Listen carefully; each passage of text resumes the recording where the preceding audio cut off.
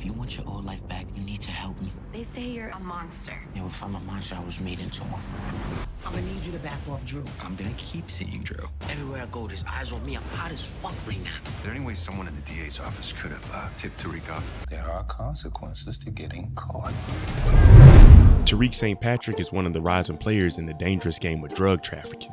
But when a vicious attack from the Russians puts the operation on hold, Tariq is forced to team up with the smooth-talking Councilman, Tate, to extract revenge on those who wronged him. As Tariq and Tate develop this plan, they find themselves embroiled in a war for control of the streets. Monet, the calculating queen pin, sees Tariq's moment of weakness as a chance to reassert her dominance and become the leader of the Tejada family business. But as the violence escalates and the body count rises, Tariq's closest ally, Brayden, uncovers a dark secret that can unravel everything that he worked hard to build. With danger lurking around every corner and enemies on all sides, Tariq and his team must navigate through the landscape of betrayal and deception. Also, as tensions rise, loyalties are tested. It becomes clear that in this world of crime, only the strongest survive. But before we get my last thoughts for episode 7, if you're new to the channel and you like power content like this, breakdowns, theories, and predictions, hit that subscribe button, turn on your notification bell so you get something every time I upload. Make sure you hit that like button and follow me on Instagram right here. So let's go ahead and jump into it. This is my last thoughts for episode 7 of Book 2 Ghost. Lauren is still going to be trying to get closer and closer to Tariq while helping out Jenny and Sax, because at this moment, we don't know who she's going to get that information to after Sax told her, listen, we can get Tariq to pay for all his crimes if you can just come forward and say anything about him. Now you remember, she does have Brayden and Kane on the wiretap. She also told Jenny about Diana being on the roof, which Diana got caught on the roof with the cameras. Now, Lauren, on the other hand, it looks like her loyalty is always going to be towards Tariq, and it seems like this episode she's probably warning Tariq, I'm going to be dealing with the police, they're going to be asking me questions, so anything you got to do, you're going to probably have to start moving things around so you don't get caught up in it. So Tariq and Lauren, their relationship, it looks like the bond is coming back after her death, but this pushed Effie out, and we already know that Effie is working behind Tariq's back at this moment with Kane. So Lauren, she might have some incentive to tell on Effie, to tell on Diana, anything she might know about Kane or Brayden, but all of this would be to protect Tariq. And you know Tariq is going to try to make sure that at least Brayden is okay to make it out of all of this. Tariq is going to have his own issues. We all know that he talked to Tate this episode. We seen the clip that they dropped, and they're talking about the Russians having to drop because the Russians came after them, they shot, and they're potentially halting everything. Now Monet is probably going to be bringing this information to Tariq so he can give it to Tate, because Monet wants to be back in the game, and the reason Monet wants to be back in is because she got rid of Dante, she got rid of Lorenzo, but she also messed up and had Gordo kill Lorenzo.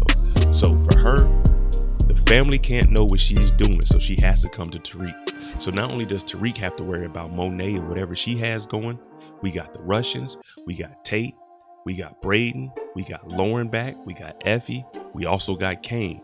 So Tariq, his plate is going to be full, because at this moment, when it comes to Wall Street, we got Kiki working with Brayden.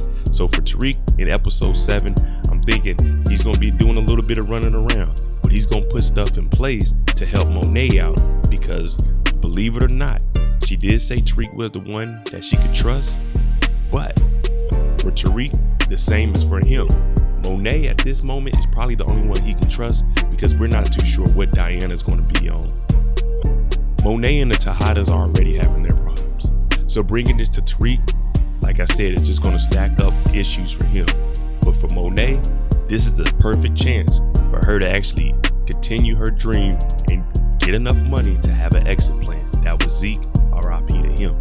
So her and Tariq, I think we're going to have to start seeing these two partner up a little bit more. And even though Kane thinks he's in charge, she's backing Drew. Now Drew, he's a loose cannon because he's with Gordo, and Gordo is going to turn against Monet this episode. We all knew that was coming. She shouldn't have told Gordo to take out Lorenzo, but that's neither here or there. So I think it's going to be up for Monet to try to figure things out. And of course, she can't do it on her own, but she can't trust Kane, and she really doesn't know where Drew's head at, because she told Drew not to do anything silly, but he did. So Tariq, the unforgotten son, yeah, she's going to need you. This episode for Effie is going to be more of her trying to find her way. And what I mean by that is Tariq pushed her out. Last week, Kane came over and told her not to mess up everything, but he was going to give her some work so she can get back on the campus. Now we see her on the roof and she peeps that there's a camera up there. We know last week that there's a photo of Diana up there, and half the codes are Diana, half the codes are Effie. Now I don't think Effie's going to touch any of the work over here. So is she going to tell Tariq and Diana, hey, maybe if you're using the roof, they got cameras up there? Or is she going to keep it to herself and maybe let Kane know? And then Kane's going to probably talk to Diana and he figures out that Diana is selling on campus. But as of right now, Effie, in my opinion, she's going to have to lay low because Tariq isn't going to be talking to her. Diana basically pulled the I got Tariq card last week. She's not going to be talking to her. So she's going to have to deal with Kane. In the relationship between those two, it looks like we're headed in that direction of them two getting together. I don't know how it's going to play out. But one thing about Effie, we know we can never trusted her, and we know we can't trust her. So her with Kane, this is a deadly combo to be working behind Tariq's back. Because at the moment, I don't think Tariq knows that Kane has went above and beyond to give her work to continue to make money on campus. At Weston Holdings, I'm thinking this meeting right here might be Brayden bringing in this new account. Kiki's helping him. So I think they're pitching it to Lucas to let Lucas know, hey, we got an account coming in, it's good. Kiki's going to probably say, I looked over it.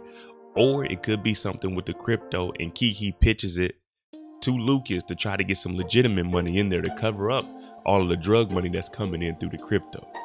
But whatever this is, Kiki's helping Brayden out. And right now, he got his feet to the fire. He's going to have to handle his own. And if he can't, then of course, Lucas is going to go ahead and see this account and get rid of it. But this is power. So I'm at least thinking we're going to be able to put the money in the account. This is Lorenzo Tejada's insurance that Kane gave Brayden. We're going to put the money in the account and it'll start to earn some money. Now, Uncle Lucas is probably excited. See, Brayden, I knew you had it in you. You're a Weston. So right now, I'm thinking that Brayden is about to get this account in here and we're going to have to see him and Kiki start to team up like we see Tariq and Diana, Kane and Effie. But Kiki, as of right now, we still got her as a suspect, but it looks like she's at least helping out. As far as Kai's character goes, it looks like Monet may be trying to manipulate him, bring him in so they can help out with the Russians, or just setting them up to get rid of them so it'll get everybody off the Tejada back. But Kai's over here a little bit too excited, and you know how Monet gets there. It doesn't take much for Monet to turn on you and get you knocked off. So Kai, he's going to need to proceed with caution. But of course, this is Monet Tejada we're talking about. So it doesn't look like Kai's going to make it long into the episode, or should I say into the rest of the season. But Monet's going to do what she got to do to protect her and her kids. The whole Theo situation, just being honest, I don't think Theo's making it out of here. Now we see Davis is in here with Sax and they're talking to him. Now Sax knows the true story and he's probably telling him, hey Theo, this is what you need to do. But we got to get Theo out so he can get in this procedure for his liver. Because if not, he'll die in here. And unfortunately, that's the way it seems. Now, Sax, he could do something to slow up the process to make this happen, or he could speed it up to try to get him out. But it doesn't look like Theo really wants to get out. He wants to stay in here so nothing to come back on his brother Davis. But Davis isn't looking like that. Davis is looking at it, I want my brother out. I'm still going to be clean. We're going to continue everything on in life. My brother's going to get healthy. So I don't think Theo's going to make it out of here, whether it's this episode or next. But it looks like it could get ugly for him. Unfortunately for Salim, this might be towards the end of his acting days here on Power, because it seems that Diana might be calling him out on some BS that he's been doing. We know that they were messing around with each other. He's never got the right timing when it comes to asking questions about her and her family. She got with Tariq, so if she's questioning him after telling him to stay away pretty much, then he's messed up. So the truth is probably about to come out, and we're going to see what's really going on with Salim. Now, it could be a made-up name. You remember Kane said, Salim, that sounds like a made-up name.